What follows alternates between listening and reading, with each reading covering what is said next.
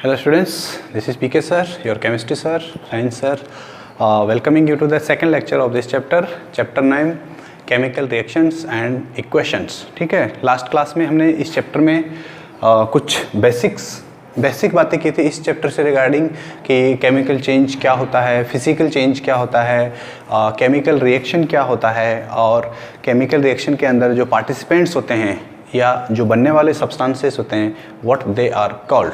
ठीक है, all these things we have already discussed before watching this video और this lecture. You first watch the previous video in the I button by clicking on the I button, or for revision purpose also you can watch. ठीक है, आज हम start कर रहे हैं how to balance a chemical equation. So let's begin the journey.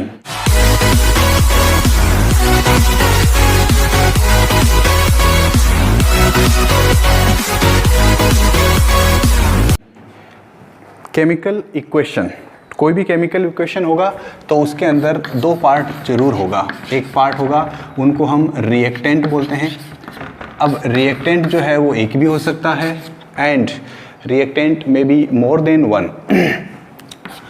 Reactant एक हो या एक से ज़्यादा हो बट प्रोडक्ट भी होगा.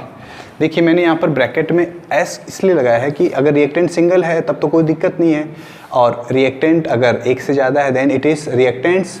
प्रोडक्ट भी एक हो सकता है या एक से ज़्यादा हो सकता है. ठीक है, तो ये चीज़ें हम पहले से जानते हैं. अब हमारा क्वेश्चन ये है कि किसी केमिकल रिएक्शन को बैलेंस करने की ज़रूरत क्या है. Why do we need to balance a chemical reaction. एक हमारे पास लॉ है, law of conservation of mass. ये आप लोग क्लास 9th में डिस्कस कर चुके हैं इसके बारे में. लॉ ऑफ कंजर्वेशन ऑफ मास. ठीक है, मास का मतलब तो आप लोग सभी जानते ही हैं. मास क्या होता है कि किसी भी सब्सटेंस के अंदर जो टोटल पार्टिकल्स हैं वो सब क्या है, उसका मास है. ठीक है, किसी भी सब्सटेंस में जो टोटल पार्टिकल है दैट इज इट्स मास. ठीक है, लॉ ऑफ कंजर्वेशन ऑफ मास क्या कहता है, आप लोगों ने पढ़ा भी है कि किसी केमिकल रिएक्शन के अंदर या सिंपली अगर हम बोलें तो इन जनरल कि mass can neither be created nor be destroyed. ये एक सिंपल सा स्टेटमेंट है law of conservation of mass. According to that mass can neither be created, यानी कि मास को आप न तो क्रिएट कर सकते हो नॉर डेस्ट्रॉयड. मास को न तो आप क्रिएट कर सकते हो, प्रोड्यूस कर सकते हो, और ना ही मास को आप ख़त्म कर सकते हो, डिस्ट्रॉय कर सकते हो. या फिर हम क्या कर सकते हैं, एक फॉर्म से दूसरे फॉर्म में उसको चेंज कर सकते हैं. बस this is the only we can do with a chemical reaction. और यही हमारे इस बैलेंस, किसी भी केमिकल रिएक्शन को बैलेंस करने का कॉन्सेप्ट जो है उसके ऊपर उसका यही रीज़न है कि कोई भी केमिकल रिएक्शन हमेशा always law of conservation of मास को फॉलो करेगी. ठीक है, ये आपको याद रखना है. अब किसी केमिकल रिएक्शन को बैलेंस करने के लिए एक सिंपल सा हमारे पास तरीका है जिसको हम बोलते हैं generally hit and trial method.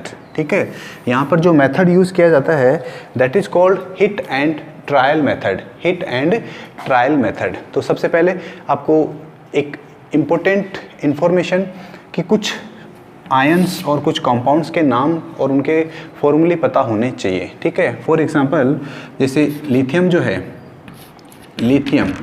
जब लिथियम, अच्छा ये जो चीज़ मैं जो बता रहा हूँ ये आपका क्लास 9 का एक टेक्स्ट बुक है. उस टेक्स्ट बुक का टेबल नंबर 3.9 है.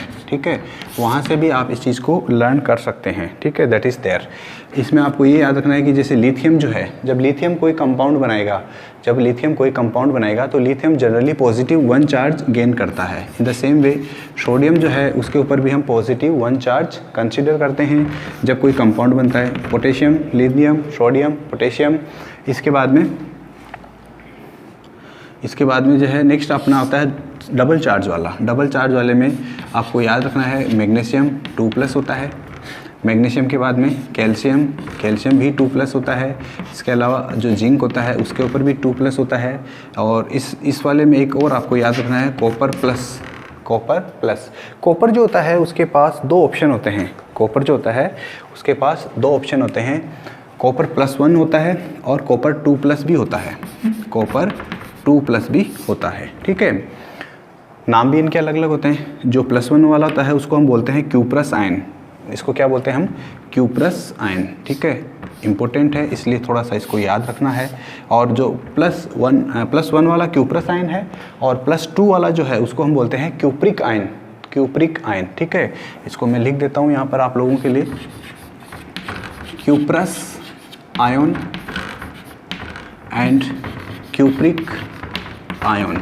ठीक है, ये है +1 के लिए और ये है +2 के लिए, इसमें 2 प्लस हैं। ठीक है, क्यूप्रिक आयन। फिर नेक्स्ट आता है आपका सिल्वर। सिल्वर के बारे में आपको याद रखना है, सिल्वर प्लस यानी कि प्लस आयन वाला बनाता है। ठीक है, एक इम्पोर्टेंट एग्जांपल है यहाँ पर NH4+। ठीक है, NH4+ जो होता है उसको अमोनियम बोला जाता है, इसको सिल्वर आयन बोलेंगे, लेकिन इसको जो है इसको हम क्या बोलते हैं, ammonium. This is called ammonium ion. ठीक है, this is the only example, this is the only example in which a group of atoms is present, a group of atoms is present with charge। ठीक है, that is called radical also। यहाँ पर अगर हम बात करें एक और एग्जाम्पल की तो that is आयरन। आयरन 2+ की फॉर्म में होता है। ठीक है, इसके बाद में देखिए कुछ और एग्जाम्पल्स, जैसे एल्यूमिनियम की बात करें तो एल्यूमिनियम जब कोई कंपाउंड बनाता है तो उसमें 3+ चार्ज बनाता है। ठीक है, चार्ज कितना गेन करता है, 3+।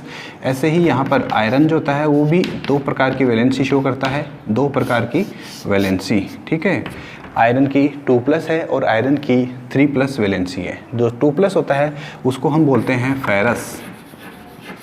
आयरन की जो 2+ वैलेंसी होती है उसको हम क्या बोलते हैं, फेरस बोलते हैं। और आयरन की जो 3+ वैलेंसी होती है उसको हम फेरिक आयन बोलते हैं। ठीक है, बोथ आर आयन्स। ठीक है, एल्यूमिनियम हो गया। इसके अलावा ये तो है कुछ एग्जांपल्स जो पॉजिटिव आयन्स के एग्जांपल्स हैं। एट द सेम टाइम कुछ नेगेटिव आयन्स भी होते हैं और उनको भी आपको याद रखना होता है। फॉर एग्जांपल हम बात करते हैं फ्लोराइड की, fluoride F-, chloride Cl-, Br bromide Br-, I-। ये जो हैं ये सभी एलिमेंट्स -1 चार्ज गेन करते हैं जब ये कोई कंपाउंड का फॉर्मेशन करते हैं। ठीक है, ये तो हो गए माइनस वाले। फिर इसके बाद में एक और एग्जांपल जिसमें हम बोलते हैं OH-, हाइड्रोक्साइड बोलते हैं उसको, सिंपली हाइड्रोक्सिल आयन भी बोल सकते हो, हाइड्रोक्साइड भी बोल सकते हो। नेक्स्ट आता है आपका NO3-, नाइट्रेट आयन बोलते हैं इसको हम।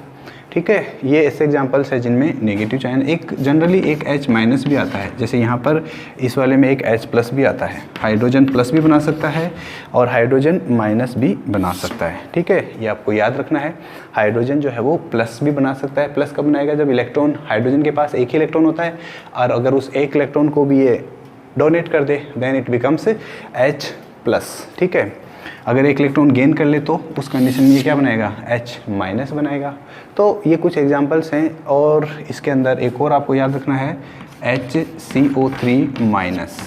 HCO3- जो होता है उसको हम बोलते हैं हाइड्रोजन कार्बोनेट, हाइड्रोजन कार्बोनेट।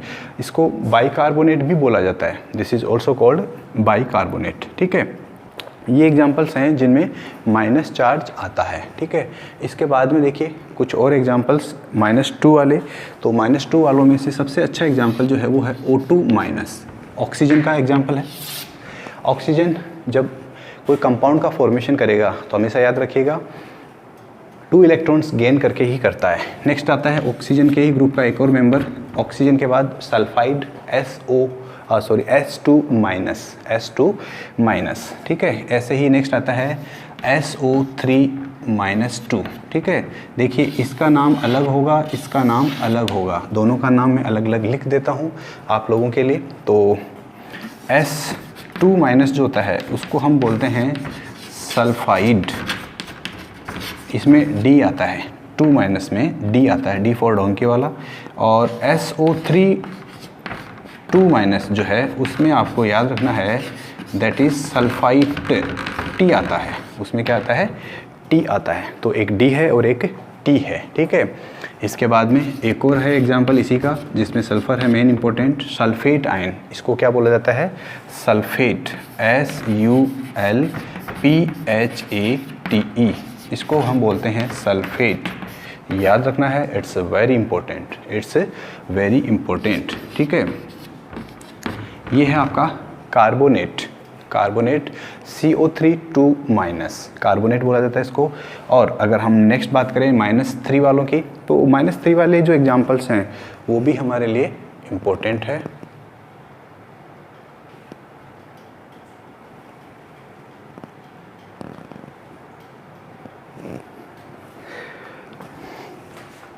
-3 वालों को मैं यहाँ लिख देता हूँ थोड़ा सा।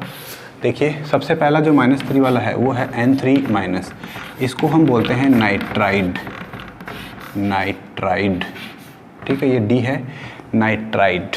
नेक्स्ट है N के बाद में आप -3 में आता है आपका फॉस्फेट, PO4 3-, इसको क्या बोला जाता है, फॉस्फेट। बस इतने ही एग्जांपल्स आपको याद रखने हैं, और इन्हीं में से ज़्यादातर आपका जो कोई भी कंपाउंड बनेगा, कोई भी केमिकल इक्वेशन बनेगा, उसको याद रखने में ये हेल्प करेगा, ठीक है। अगर आपको किसी कंपाउंड का, ध्यान से सुनिए, अगर आपको किसी कंपाउंड का मॉलिक्यूलर फार्मूला या उसका सिंपल फार्मूला बनाना है, केमिकल फार्मूला बनाना है, तो इनकी आपको ज़रूरत पड़ेगी, ठीक है। वैसे आप लोग क्लास 9th में पढ़ चुके हैं किसी भी केमिकल किसी भी कंपाउंड का फॉर्मूला कैसे बनाया जाता है, फिर भी आप लोग रिवाइज रखिए, इसको हमेशा ध्यान में रखिए, दिस आर वेरी इंपॉर्टेंट, ठीक है। हम बात करते हैं केमिकल इक्वेशन को बैलेंस करने की, और हमारे पास एक सिंपल सा एग्जांपल है कि हमने एक एक्टिविटी की थी जिसके अंदर हमने क्या किया, जिंक को सल्फ्यूरिक एसिड के साथ रिएक्शन कराया था। जिंक जो है उसकी रिएक्शन हमने सल्फ्यूरिक एसिड के साथ कराई थी, और वहाँ पर हमने देखा था कि जो बनने वाला जो सब्सटेंस था उसको हम बोलते हैं जिंक सल्फेट, और इसके साथ में हाइड्रोजन गैस रिलीज होती है, ठीक है। ये चीज़ हम देख चुके हैं, करेक्ट। अब ये तो था एक केमिकल रिएक्शन। अगर हम इस केमिकल रिएक्शंस के अंदर जो पार्टिसिपेट करने वाले सब्सटेंसेस हैं उनको अगर हम सिंबल्स का यूज़ करते हुए अगर रिप्रेजेंट करते हैं तो ये बन जाता है केमिकल इक्वेशन, और हमें इस केमिकल इक्वेशन को ही बैलेंस करना है, ठीक है। तो जिंक है, जिंक का जो सिंबल होता है वो होता है Zn, पता है हमें। सल्फ्यूरिक एसिड जो होता है उसका फॉर्मूला जो है वो हमें पता है H2SO4, और जब ये दोनों आपस में रिएक्शन करते हैं, जिंक और H2SO4 जब आपस में दोनों रिएक्शन करते हैं तो यहाँ पर आपको बोला गया है जिंक सल्फेट बनता है। अब जिंक सल्फेट का हमें पता नहीं है कि कैसे बनेगा, कोई बात नहीं, हमें ये पता है कि जिंक जब रिएक्शन करेगा और जब कोई कंपाउंड बनाएगा तो जिंक जो है वो +2 की फॉर्म में आएगा, जिंक +2 की फॉर्म में आएगा।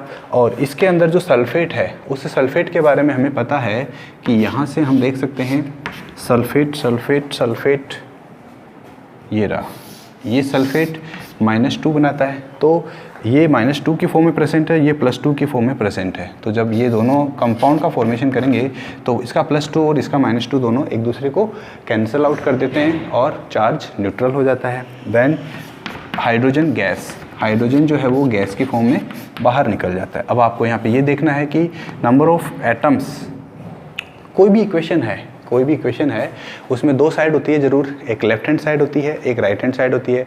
The same thing you have already discussed, और I think already you have studied in your mathematics also, कि कोई भी इक्वेशन होती है उसके 2 पार्ट होते हैं, एक लेफ्ट पार्ट और जिसको हम बोलते हैं left hand side, left hand की तरफ, और एक होता है right hand side, this is called towards the right hand, ठीक है। यहाँ पर भी सेम ऐसा ही कॉन्सेप्ट है। यहाँ पर आप बोल सकते हो कि एरो के पीछे की तरफ ये जो है इसको हम बोलते हैं LHS, और एरो के जो आगे की तरफ है इनको हम बोलते हैं RHS, right hand side and left hand side, ठीक है। किसी इक्वेशन को बैलेंस करने का अगर आपकी बुक के अकॉर्डिंग हम बात करें, स्टैंडर्ड तरीका, स्टैंडर्ड मेथड जो है वो ये कहता है कि सबसे पहला आप काम किया कि सबसे पहले जो आपके रिएक्टेंट्स और जो प्रोडक्ट्स है उनके ऊपर बॉक्स बना दीजिए, ठीक है। हम बॉक्स वाला और ये सब काम नहीं करेंगे, क्योंकि this is time taking process, हमारे पास इतना टाइम नहीं है, हम डायरेक्ट कोशिश करेंगे, ठीक है। सबसे पहले किसको बैलेंस करें, जनरली ध्यान से सुनिएगा, एक रूल है, जनरली उस कंपाउंड को आपको बैलेंस करना है, उस कंपाउंड के एटम्स को बैलेंस करना है जिसके अंदर सबसे ज़्यादा एटम्स हैं, ठीक है। तो इसकी बात करते हैं, यही है जिसके अंदर सबसे ज़्यादा एटम्स है। यहाँ पे हाइड्रोजन के 2 एटम है, सल्फर का 1 एटम, ऑक्सीजन के 4 एटम, 4 + 5 + 7 टोटल 7 हो गया। यहाँ पे 7 एटम्स हैं। तो पहले इसी की बात करते हैं। इसमें भी अगर हम बात करें ऑक्सीजन की, तो ऑक्सीजन के यहाँ पर 4 एटम्स हैं। There are total 4 atoms. In the same way यहाँ पर आप देखेंगे तो यहाँ पे भी 4 ही एटम है। तो इसका मीनिंग क्या हो गया, ऑक्सीजन यहाँ पर बैलेंस हो गया। जिसको आपको बैलेंस करना है और जो बैलेंस हो गया उसके नीचे आप एक बार बना दीजिए। सल्फर यहाँ पर 1 है, यहाँ पर भी 1 है, sulphur is also balance. Hydrogen की बात करें, हाइड्रोजन के 2 एटम है, यहाँ पर भी हाइड्रोजन के 2 एटम है, बैलेंस हो गया। जिंक की बात करें, यहाँ पर जिंक 1 है, यहाँ पर भी जिंक 1 है, बैलेंस हो गया। This is already a balanced equation. ठीक है, ये एक ऐसा इक्वेशन है जो ऑलरेडी बैलेंस है, तो उसको हमें बैलेंस करने की ज़रूरत नहीं पड़ती है, नहीं पड़ेगी। ठीक है, चलिए नेक्स्ट एग्जाम्पल की बात करते हैं हम। यस, आपकी बुक के अकॉर्डिंग अगर हम बात करें तो आपकी बुक के अंदर एक एग्जांपल दिया हुआ है। आयरन की रिएक्शन कराई है वाटर के साथ, आयरन की रिएक्शन वाटर के साथ, और फिर यहाँ पर जो कंपाउंड बना है, जो प्रोडक्ट बना है, उसका कुछ ऐसा लिखा हुआ है। ठीक है, ऐसा कुछ इक्वेशन है जो आपकी बुक के अंदर गिवन है, और इसको हमें बैलेंस करने के लिए सोचना है कि कैसे करेंगे, क्या करेंगे। अगर बुक के अकॉर्डिंग हम मेथड की बात करें तो सिंपल सा मेथड है बुक के अंदर कि जो भी आपका रिएक्टेंट है या जो भी आपका प्रोडक्ट है उसके ऊपर बॉक्स बना दीजिए। ठीक है, इस बॉक्स के अंदर हम कोई भी चेंज नहीं करेंगे। Inside the box nothing to write. ठीक है, अगर आपने कुछ भी बॉक्स के अंदर लिख दिया गलत। ठीक है, बॉक्स के बाहर लिखेंगे, बाहर भी कहाँ पे, इस जगह पे, इस जगह पे, in this place and here. ठीक है, अगर बाकी साइड में लिख दिया गलत। ठीक है, कहाँ से स्टार्ट करें बैलेंस करना, सिंपल सा लॉजिक, सिंपल सा एक आइडिया है कि सिंपल सा कॉन्सेप्ट है कि उस एटम से स्टार्ट कीजिए जिसके सबसे ज़्यादा है, उस एलिमेंट से स्टार्ट कीजिए जिसके सबसे ज़्यादा एटम्स हैं। ठीक है, अगर हम बात करें यहाँ पर ऑक्सीजन की, तो ऑक्सीजन के सबसे ज़्यादा एटम्स हैं। ठीक है, you can see here the total number of oxygen atoms, the total number of oxygen atoms are 4 in this side. ये राइट हैंड साइड है इसका, this is left hand side. यहाँ पर 4 है, इसको भी हमें 4 बनाना है। कैसे करेंगे, 4 से मल्टीप्लाई कर देंगे इसको हम। इसको क्या करेंगे हम, सिंपली 4 से मल्टीप्लाई कर देंगे। जब हम इसको सिंपली 4 से मल्टीप्लाई कर देते हैं तो आप यहाँ देख सकते हैं कि ऑक्सीजन के 4 एटम हो गए हैं और यहाँ पर ऑक्सीजन के 4 एटम हैं। That is now it is balanced. Next iron की अगर हम बात करें, आयरन यहाँ पे 3 बार है, यहाँ पर 1 बार ही है, तो इसको यहाँ पर हम 3 से मल्टीप्लाई कर सकते हैं। ठीक है, 3 से मल्टीप्लाई कर सकते हैं। नेक्स्ट आता है इसके बाद, तो जिसको बैलेंस कर दिया उसको अंडरलाइन कर दीजिए या उसके नीचे बार लगा दीजिए। ठीक है, नेक्स्ट बात करते हैं हम हाइड्रोजन की। हाइड्रोजन की अगर हम राइट हैंड साइड में बात करें तो यहाँ पर 2 हाइड्रोजन के 2 एटम्स हैं, हाइड्रोजन के 2 एटम्स है। यहाँ पर अगर हम बात करें तो आपको डायरेक्टली बॉक्स में 2 एटम दिख रहे हैं, लेकिन बॉक्स के बाहर 4 मल्टीप्लाई किया हुआ है। It means that 4 is to be multiplied by this 2, total becomes 8। Hydrogen total कितना, लेफ्ट हैंड साइड में 8, इधर की तरफ 8 हाइड्रोजन है, इधर की तरफ 2 हाइड्रोजन है। इस 2 को हमें क्या करना है, 8 में कन्वर्ट करना है। तो क्या करेंगे, सिंपली हम 4 से मल्टीप्लाई कर देंगे। बाकी अब इसको हम सिंपली बिना बॉक्स के लिख देंगे।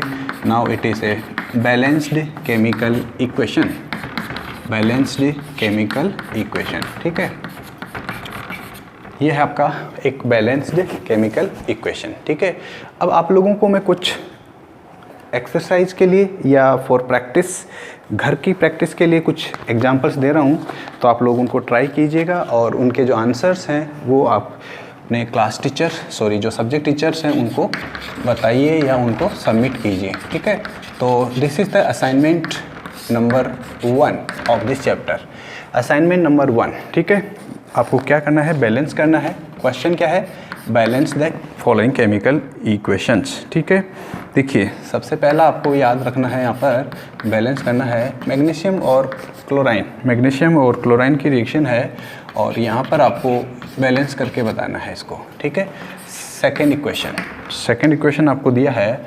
मर्क्यूरी का ऑक्साइड है और इसको आपने हीट किया। जब भी ट्रायंगल आता है किसी रिएक्शन में तो दैट मीन्स हीट करना, और यहाँ पर HgL बनता है और ऑक्सीजन अलग हो जाता है। नेक्स्ट C है आपका सोडियम की रिएक्शन सल्फ़र के साथ, और यहाँ पर आपको ऐसा प्रोडक्ट बनता है। ठीक है, इसको आपको बैलेंस करना है। नंबर D इस टाइटेनियम क्लोराइड TiCl4 जो है इसकी रिएक्शन हम कराते हैं मैग्नीशियम के साथ, तो यहाँ पर आपको सब्सटेंस जो मिलता है that is titanium plus magnesium chloride, magnesium chloride. Next E जो है वो है आपका कैल्शियम ऑक्साइड और सिलिका, सिलिका को बोलते हैं मिट्टी, जो आप मिट्टी देखते हैं दैट इज़ कॉल्ड सिलिका, और प्रोडक्ट जो बना है उसका नाम है कैल्शियम सिलिकेट।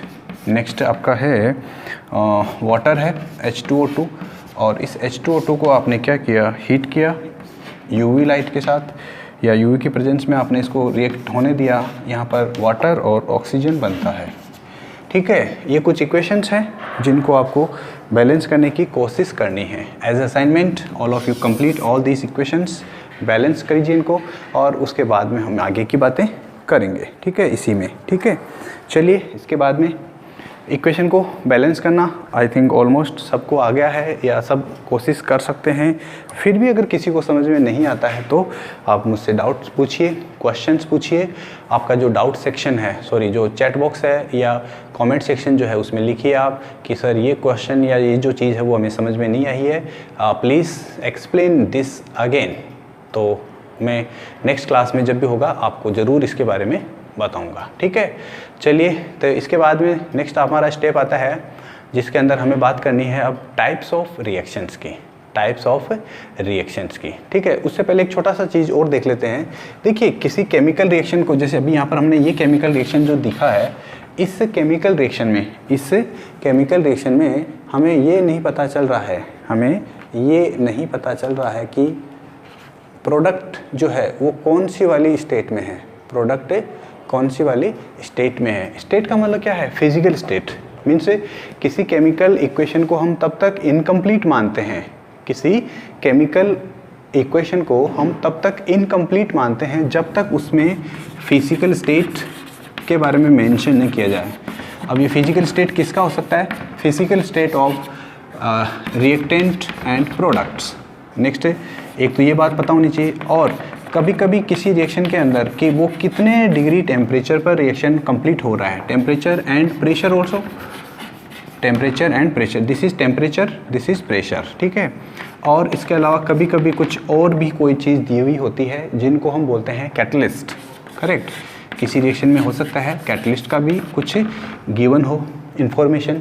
तो ये सब चीज़ें अगर किसी रिएक्शन में दी हुई है या मेंशन की हुई है, then you can call that reaction a perfect equation, complete equation. Okay, that is called a complete equation. तो फिजिकल स्टेट का मतलब क्या होता है, कोई भी रिएक्शन है उस रिएक्शन के अंदर बनने वाला जो प्रोडक्ट है, किसी रिएक्शन में बनने वाला जो प्रोडक्ट है वो, और किसी रिएक्शन में पार्टिसिपेट करने वाला जो सब्सटेंस है रिएक्टेंट, वो कौन सी फिजिकल स्टेट में है।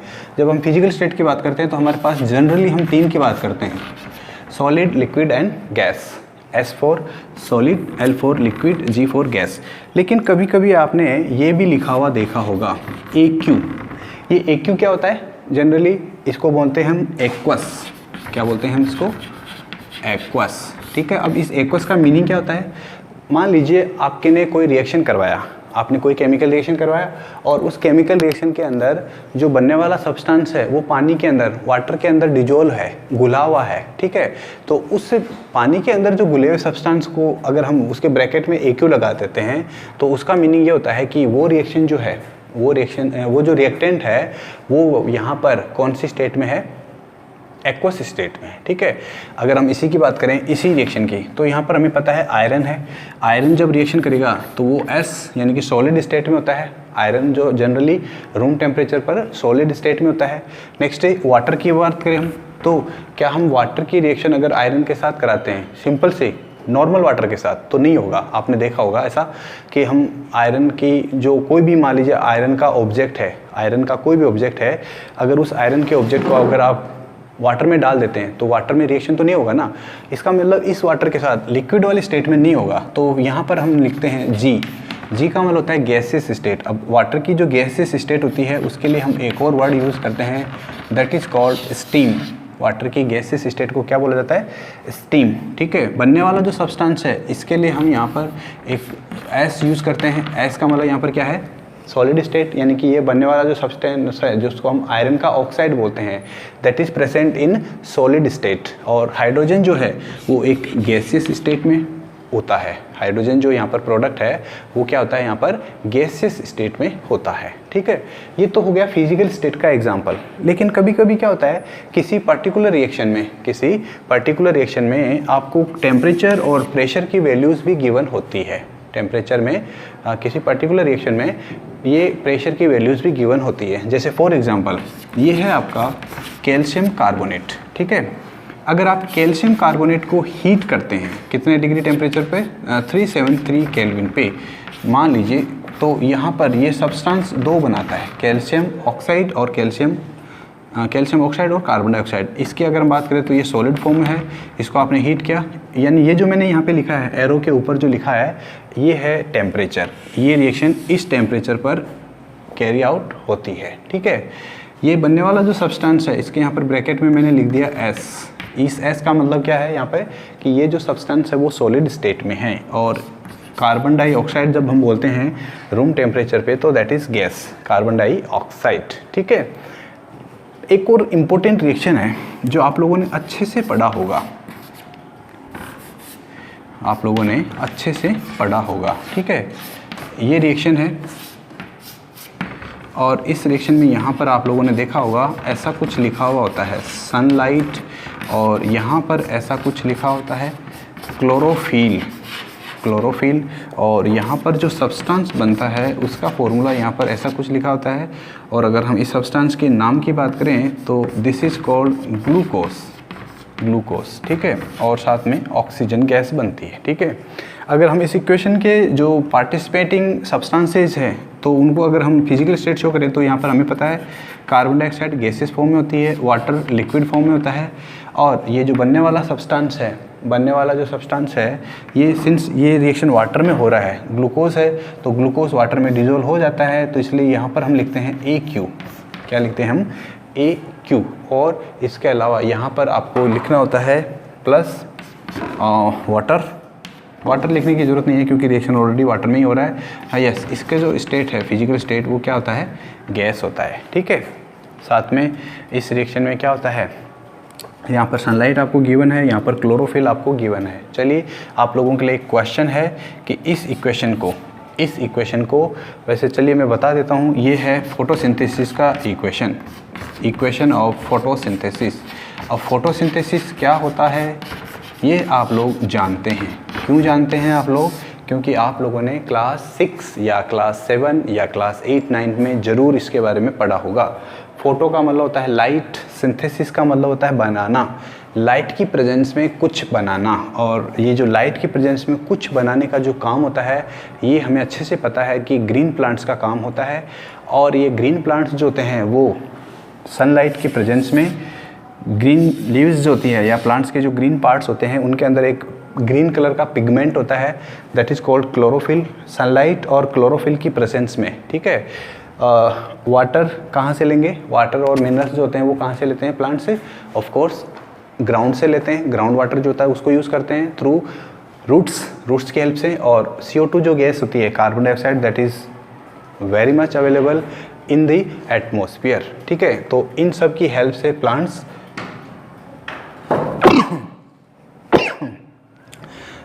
अपना फूड बनाते हैं और दैट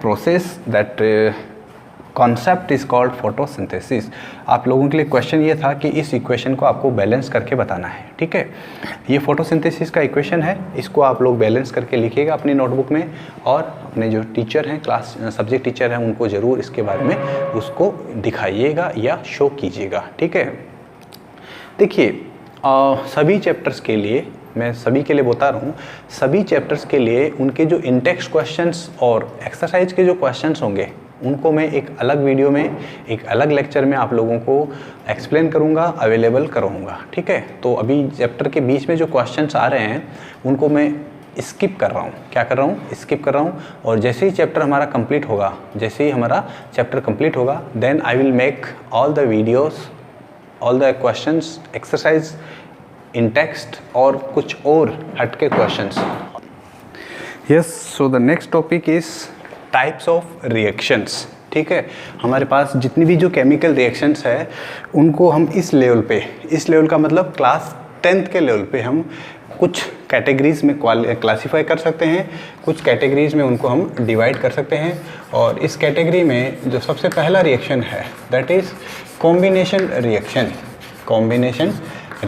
रिएक्शन को मैं शॉर्ट में RXN लिखूंगा, लेकिन आप लोग अपनी नोटबुक में फुल फॉर्म लिखेंगे, ठीक है।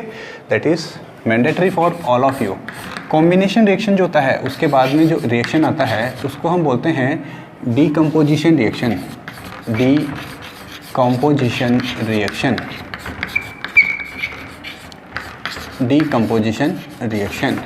यहाँ पर ये जो डीकम्पोजिशन रिएक्शन होता है इसके आपको यहाँ पर 3 टाइप्स मिलते हैं अलग अलग। एक को हम बोलते हैं थर्मल डीकम्पोजिशन, एक को हम बोलते हैं फोटोलाइसिस, एक को हम बोलते हैं इलेक्ट्रोलाइसिस, ठीक है। ये एग्जांपल्स हैं कुछ डीकम्पोजिशन रिएक्शन के। नेक्स्ट है, इसके बाद में नेक्स्ट आता है आपका नंबर सी जो है that is displacement reaction.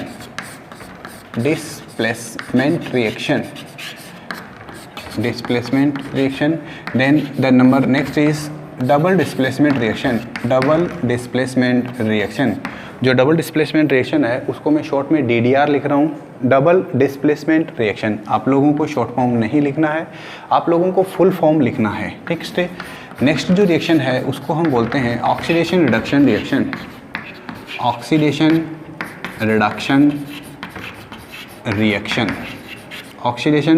Reaction. और ये रिएक्शंस जो होती हैं उनको शॉर्ट में रेडॉक्स रिएक्शन भी बोला जाता है, रेडॉक्स रिएक्शन, ठीक है। That is also called redox reaction.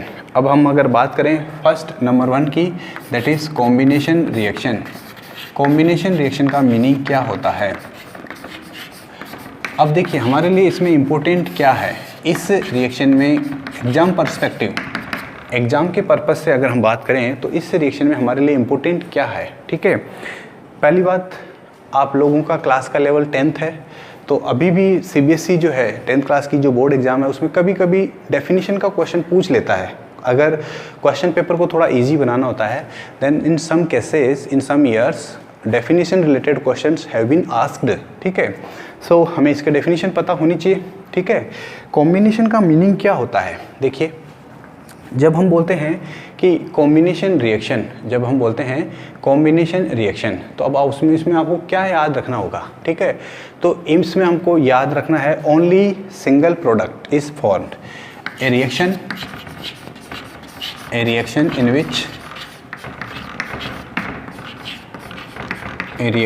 in which only one product is formed from, अब एक ही प्रोडक्ट बनता है, यही इसका सबसे इम्पोर्टेंट पॉइंट है। को आवाज़ जो है इसमें ओ का आवाज़ आ रहा है, यहाँ पर भी आपको ओनली 1 प्रोडक्ट याद रखना है, ठीक है। इसमें ओ का आवाज़ है, यहाँ पे भी ओ है, यहाँ पे भी ओ है, यहाँ पे भी ओ है, ठीक है। Combination reaction, A reaction in which only 1 product is formed from 1 और मोर रिएक्टेंट्स। अब ये प्रोडक्ट और रिएक्टेंट जो वर्ड्स हैं ये हमारे लिए नए वर्ड नहीं रहे, ठीक है। कोई एक ऐसा रिएक्शन जिसके अंदर केवल एक प्रोडक्ट बनता है, उसको हम बोलेंगे कॉम्बिनेशन रिएक्शन, ठीक है।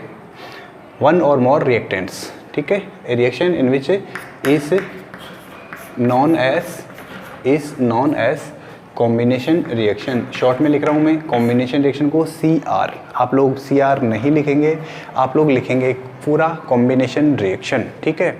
हमारे लिए एग्जाम्पल देखिए कि एग्जाम्पल में आपको वो एग्जाम्पल्स याद रखना है जो आपके आसपास के एग्जाम्पल्स हैं, क्योंकि हमें एग्ज़ाम में एग्जाम्पल पूछा जा सकता है। एग्ज़ाम में हमारा पर्पस क्या है, फाइनल एग्ज़ाम मतलब जो बोर्ड का जो फाइनल एग्ज़ाम है उसके लिए, ठीक है। तो फाइनल एग्ज़ाम के पर्पस से हमें सारा तैयार करना है।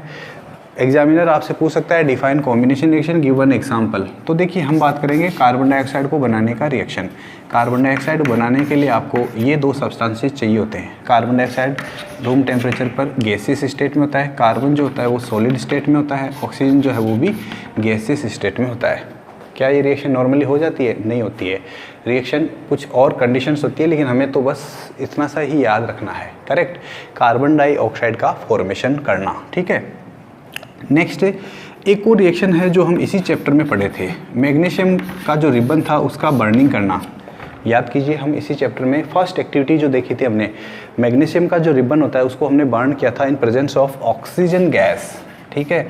मैग्नीशियम आपको याद होगा कैसा था, सॉलिड फॉर्म में था, और जो बनने वाला सब्सटेंस था वो कैसा था, वाइट कलर का एक सॉलिड सब्सटेंस, वाइट कलर का सॉलिड सब्सटेंस, ठीक है। तो ये कुछ एग्जांपल्स, एटलीस्ट एक एग्जांपल आपको याद रखना है एग्जाम पर्सपेक्टिव, ठीक है।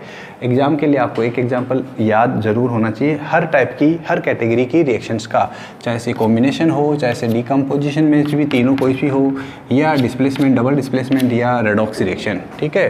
तो इन दोनों को आपको याद रखना है। रेडॉक्स रिएक्शन का दूसरा नाम है ये, ठीक है। तो ये हो गया एक एग्जाम्पल। एक और एग्जाम्पल आपकी बुक के अकॉर्डिंग जो है वो है कैल्शियम ऑक्साइड। कैल्शियम ऑक्साइड सभी जानते हैं, देखा भी होगा सभी ने, वाटर है।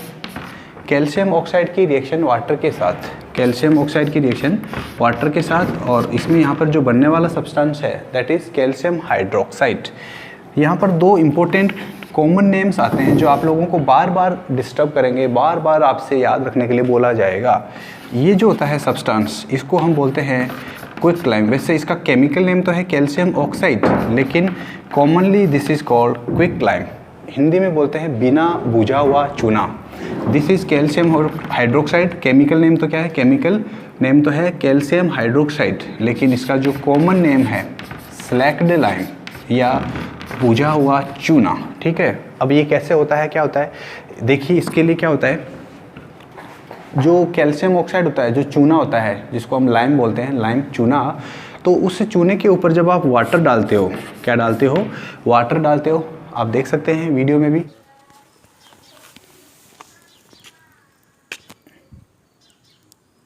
This is quick lime and when you put water on quick lime then the larger pieces of quick lime gets, you can see in the powder form.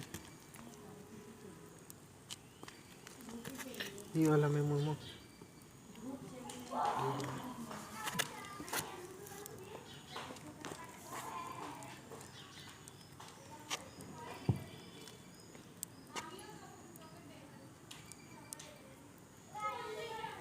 Expand हो रहा है सर। हाँ, एक्सपेरिमेंट।